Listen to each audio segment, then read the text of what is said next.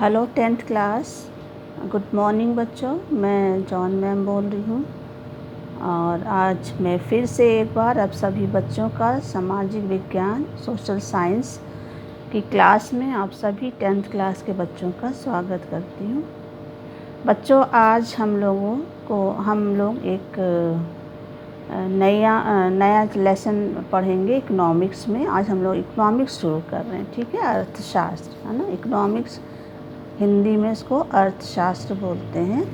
तो अर्थशास्त्र आज हम लोग पढ़ेंगे। ज्योग्राफी में हम लोगों ने 2 लेसन पढ़ लिए हैं, ठीक है।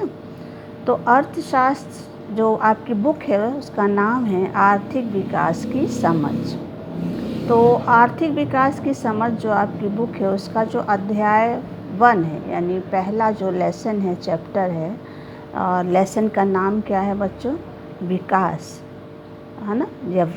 विकास यानी डेवलपमेंट। तो आज हम लोग विकास का पार्ट 1 या भाग 1 पढ़ेंगे, ठीक है। तो विकास के बारे में आप सभी थोड़ा बहुत तो जानते ही होंगे कि विकास क्या होता है, किसको बोलते हैं ना।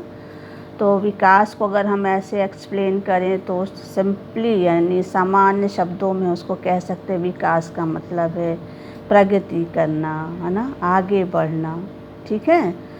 तो देश के संबंध में विकास क्या है ये हम लोग देखेंगे। क्या होता है विकास?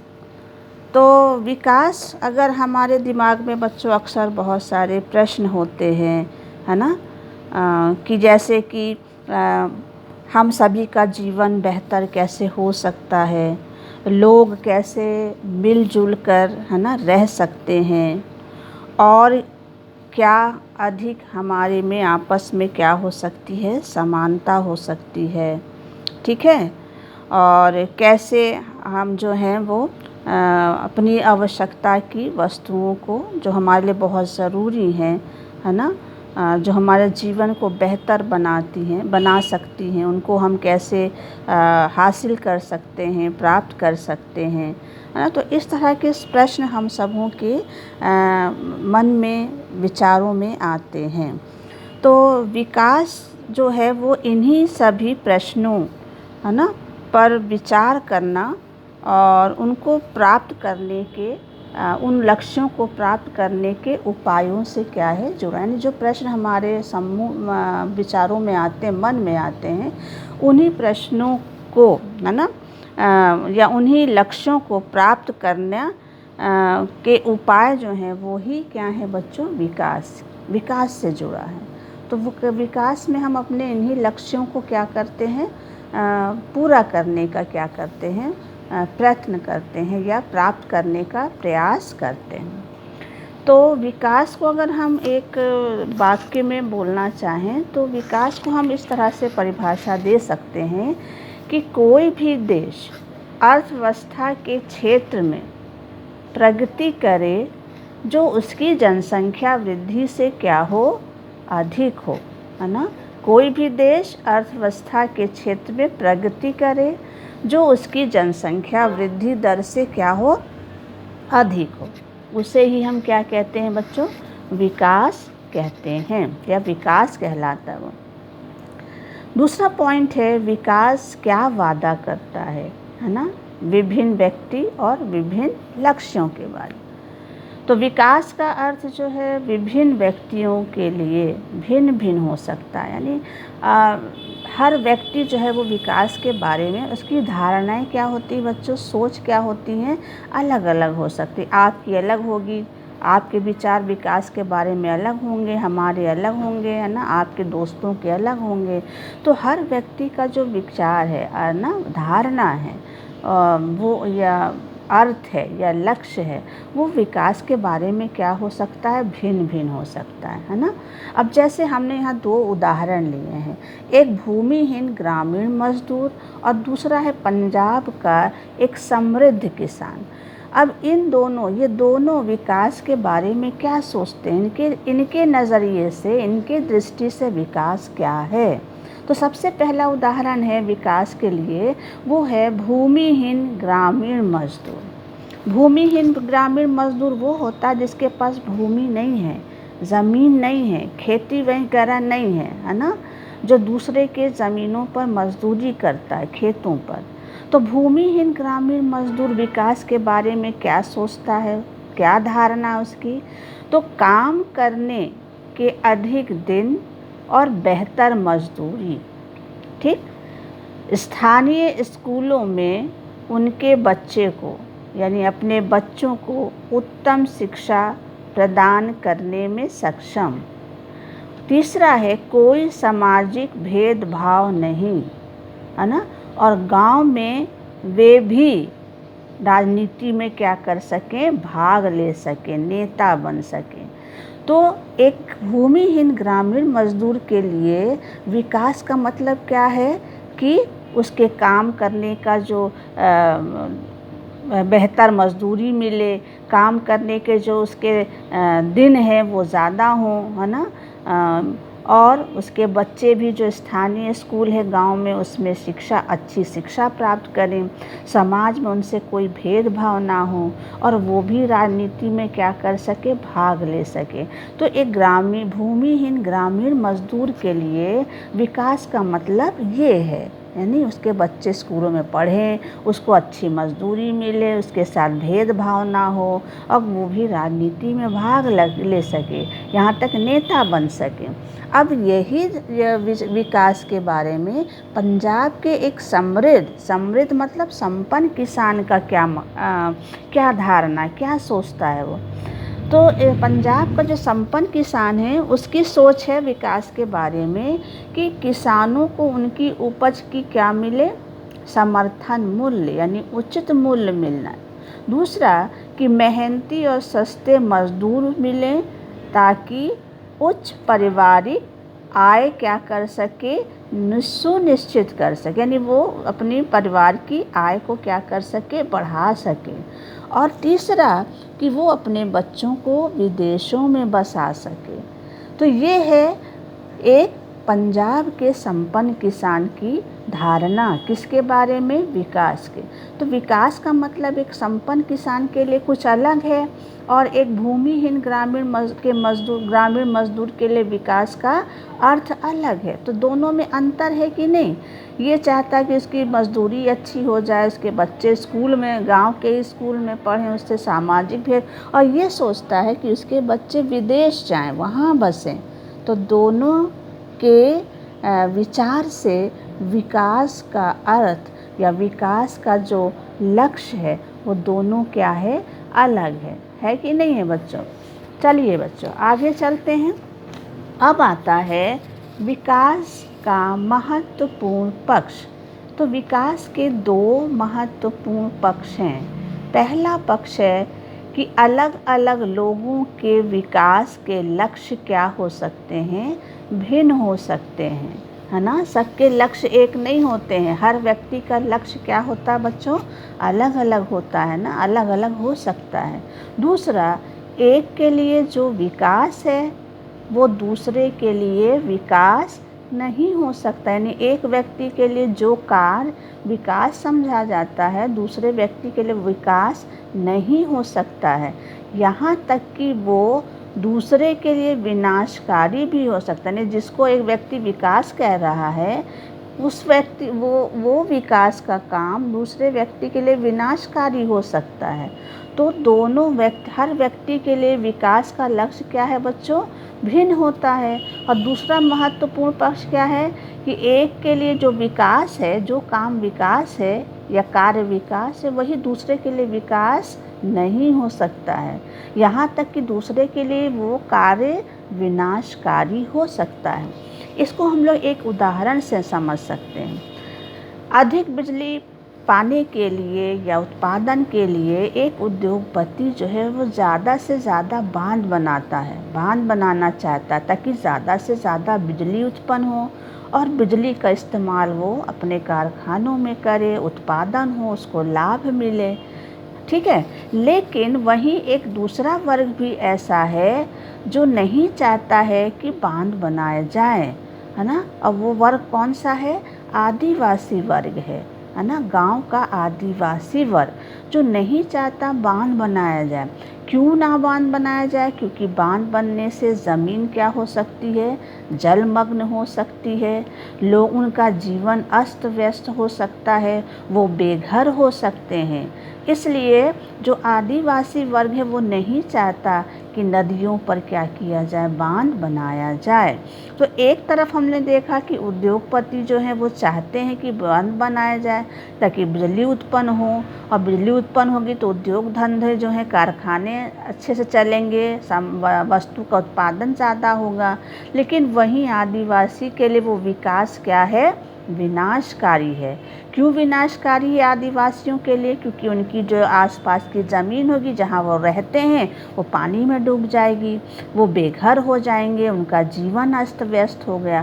तो है ना, एक व्यक्ति के लिए, है ना, एक कार्य जो है विकास है तो दूसरे के लिए वो विकास नहीं है। यानी यहाँ उद्योगपति के लिए बांध बनाना विकास का काम है, लेकिन आदिवासी के लोगों के लिए नदी पर बांध बनाना विकास का काम नहीं है, बल्कि ये उनके लिए एक विनाशकारी काम है। इसीलिए वो इसका क्या करते हैं, विरोध भी कर सकते हैं। आपको मैं एक उदाहरण बता रही हूँ बच्चों। गुजरात में ये है नर्मदा नदी पर बनाया गया सरदार सरोवर बांध, है ना, जिसकी ऊंचाई में बढ़ाए जाने का निर्णय लिया गया।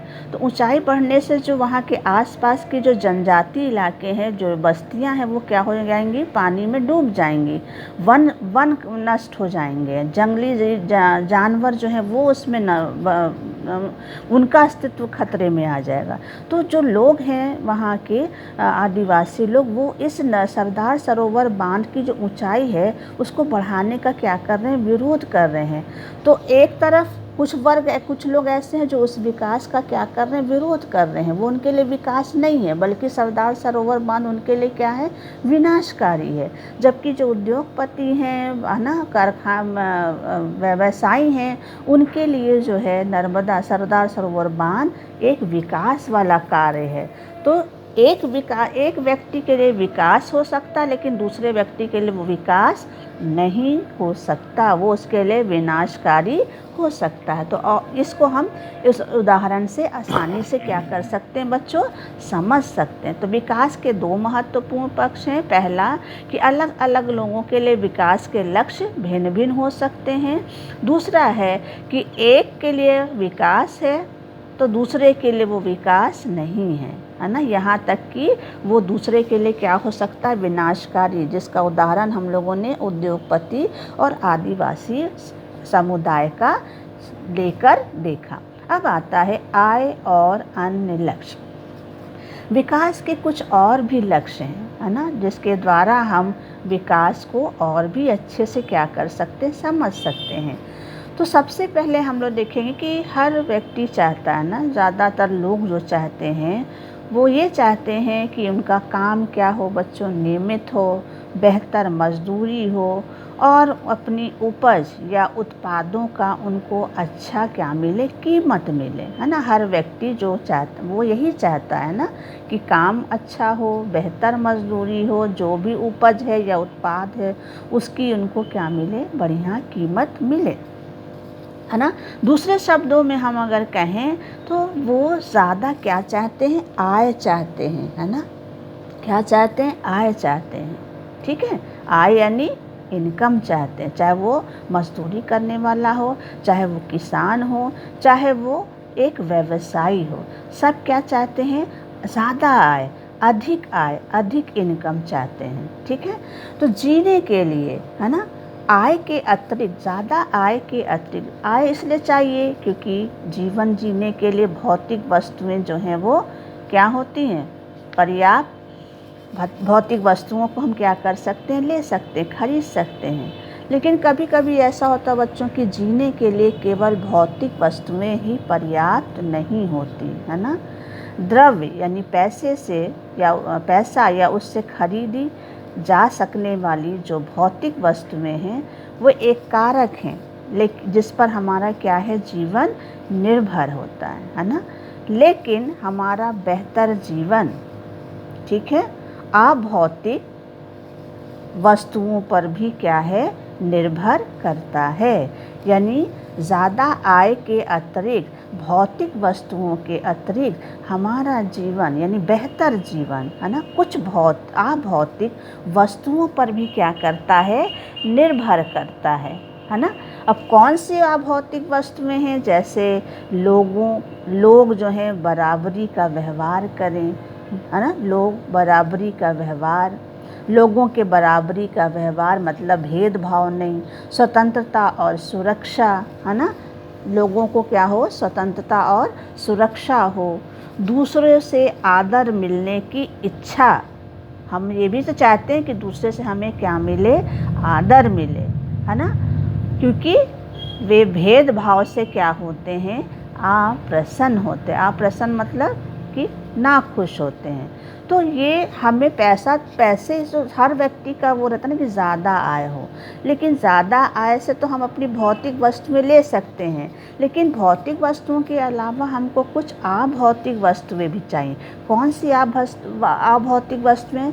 जैसे बराबरी का व्यवहार, स्वतंत्रता और सुरक्षा, आदर मिलना, है ना, भेदभाव ना होना।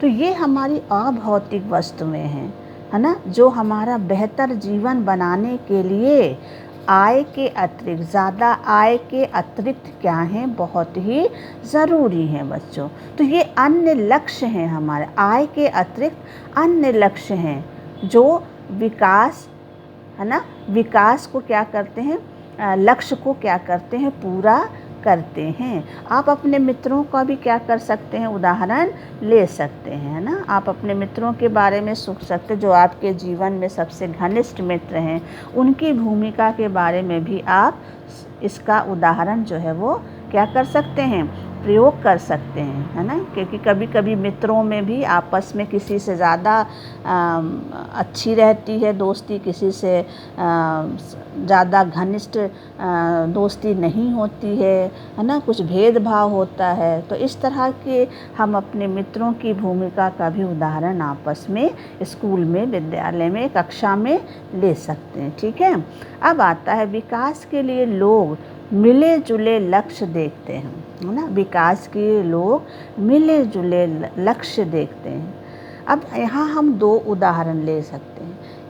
पहली एक ऐसी नौकरी है जो अधिक वेतन दे सकती है ना, अधिक वेतन दे सकती है, लेकिन वहाँ कार्य की सुरक्षा नहीं, मतलब कभी भी नौकरी से हटा दिया जा सकता है, और हो सकता है आपको परिवार के लिए पर्याप्त समय ना मिले, मतलब काम करने के घंटे इतने ज़्यादा हों कि आप अपने परिवार के लिए समय ना निकाल पाएँ। और तीसरा, इससे आपकी सुरक्षा और स्वतंत्रता की भावना भी क्या हो जाएगी, कम हो जाएगी। ठीक है।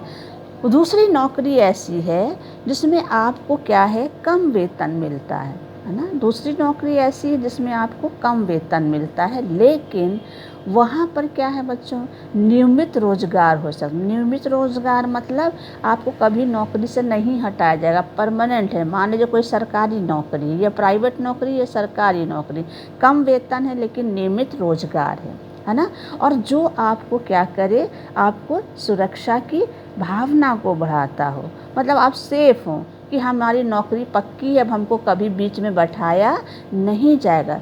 तो हम ज़्यादातर क्या देखते हैं बच्चों, वेतन के साथ साथ देखते हैं कि कहाँ हमें अन्य हमारे लक्ष्य जो हैं वो पूरे हो रहे हैं ना। हम उन्हीं को क्या करते हैं बच्चों, उन्हीं लक्ष्यों को चुनते हैं। तो जैसे कम वेतन है लेकिन यहाँ बाकी सुविधाएं हैं, है ना। सरकारी नौकरी है, सुरक्षा है, और यहाँ प्राइवेट है, वेतन तो ज़्यादा है लेकिन काम की सुरक्षा नहीं है, कभी भी बैठा है। तो हम ज़्यादातर ऐसे लक्ष्य को चुनते हैं जहाँ हमें सुरक्षा हो, है ना।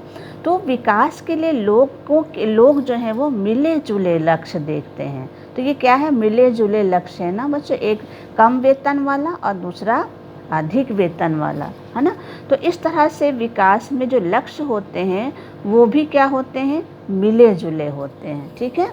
तो यहाँ हम लोगों ने दो उदाहरण देखे, एक अधिक वेतन वाली नौकरी का और दूसरा हम लोगों ने देखा कम वेतन वाली नौकरी का।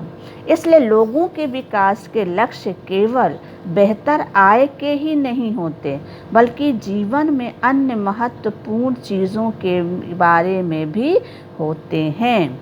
तो विकास का लक्ष्य केवल किसके बारे में नहीं होता है? बेहतर आय। जैसे यहाँ बहुत ज़्यादा वेतन है, यहाँ कम वेतन है, लेकिन यहाँ बाकी सुविधाएं नहीं हैं। वो शांति सुरक्षा नहीं है, परिवार के लिए टाइम नहीं है। यहाँ शांति सुरक्षा है, जॉब भी सेफ है, परिवार के लिए टाइम है। तो जहाँ हमें वेतन तो कम मिल रहा है, लेकिन हम क्या हैं बच्चों? यहाँ सेफ हैं, बेहतर जीवन है। इसलिए ये लोग जो हैं वो मिले जुले लक्ष्य देखते हैं। तो जहाँ लोगों को लगता है कि ये हमारे परिवार के लिए, हमारे बेहतर के लिए है, हम उसी लक्ष्य को क्या करते हैं? चुनते हैं, है ना। अब आता है राष्ट्रीय विकास। यदि लोगों के लक्ष्य भिन्न हैं, अभी हम लोगों ने पढ़ा ना कि लोगों के लक्ष्य क्या हैं? भिन्न भिन्न हैं। अभी हमने देखा पंजाब का समृद्ध किसान, है ना, और वो भूमिहीन ग्रामीण किसान। फिर हम लोगों ने देखा ये अधिक वेतन वाली नौकरी, कम वेतन वाली नौकरी, है ना। फिर उसके बाद हम लोगों ने देखा कि आय के साथ साथ हम ढूंढते हैं कि कहाँ हमको रिस्पेक्ट मिलेगी, कहाँ हम सुरक्षित रहेंगे, है ना। तो ये हमारे क्या है बच्चों की, हमारे जो लक्ष्य हैं, यानी हमारी जो धारणाएं हैं, सोच है, वो सब विकास के बारे में क्या है? भिन्न भिन्न है। ये समझना बहुत आवश्यक है कि देश के विकास के विषय में विभिन्न लोगों की धारणाएं भिन्न या परस्पर विरोधी हो सकती हैं, है ना। जैसे देश का विकास एक किसान के लिए अलग माध्यम से, व्यापारी के लिए अलग माध्यम से, और एक शिक्षक के लिए अलग माध्यम से करना चाहेगा। तो देश का, चाहे वो एक किसान हो, चाहे वो व्यापारी हो, चाहे आपका शिक्षक हो, सभी की धारणाएं, सभी के विचार, सभी के सोच जो हैं वो देश के विकास के लिए क्या है? आर्थिक विकास के लिए सबके क्या है? अलग अलग हैं, सबकी सोच अलग अलग है। तो ये सारे जो सोच अलग अलग हैं, है ना, इतनी सारी जो भिन्नताएं हैं, इन सारे भिन्नताओं या इन सभी प्रश्नों का विचार करना ही क्या कहलाता है? इन सभी प्रश्नों का हल, है ना, इन सभी प्रश्नों का हल किसके पास है? कौन कर सकता है? हमारा राष्ट्रीय विकास करता है। चाहे वो एक किसान का हो, चाहे वो एक व्यापारी का हो, चाहे वो एक शिक्षक का हो। इन तीनों के विकास से संबंधित जो अलग अलग विचार है, धारणाएं हैं, है ना, उन सब प्रश्नों का, है ना, हल या जवाब किसके पास है? हमारे राष्ट्रीय विकास के पास है। ठीक है। तो राष्ट्रीय विकास क्या है? किसको बोलते हैं राष्ट्रीय विकास? राष्ट्रीय विकास के अंतर्गत उन लक्ष्यों को प्राथमिकता दी जाती है जो बड़े पैमाने पर लोगों को लाभ पहुंचाते हैं, है ना। तो राष्ट्रीय विकास के अंतर्गत उन लक्ष्यों को प्राथमिकता दी जाती है जो बड़े पैमाने पर लोगों को लाभ पहुंचाते हैं। तो इसी को ही हम क्या बोलते हैं बच्चों? राष्ट्रीय विकास। तो राष्ट्रीय विकास जो है वो, इससे का हम लोग आगे इसके बारे में और भी पढ़ेंगे नेक्स्ट वीडियो में। तो आज का आपका वीडियो यहीं तक है बच्चों। अब अगली वीडियो में हम लोग मिलेंगे। जो समझ में ना आए आप हमसे पूछ लीजिएगा। थैंक यू बच्चों।